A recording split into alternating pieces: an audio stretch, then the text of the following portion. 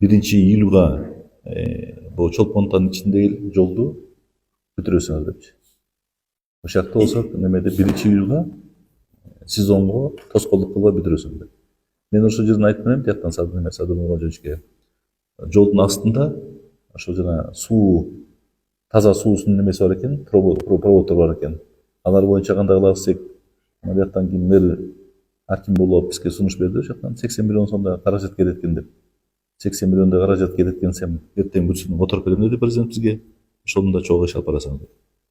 Атайын ошо бияктан бүгүн ошо выходнойлордун карабай чогулуп аткан себебибиз, биз ошо 6-сында иш башталып кетишибиз керек.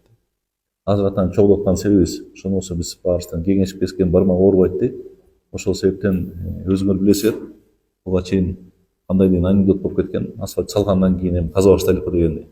Ошол себептен ошондон алыс болуш үчүн баарыбыз тең кеңешип, мына жактан Ысык-Көл районунун тарабынан болсо мына мэр отурат, мэрдин орун басары отурат, архитектордун жетекчиси отурат.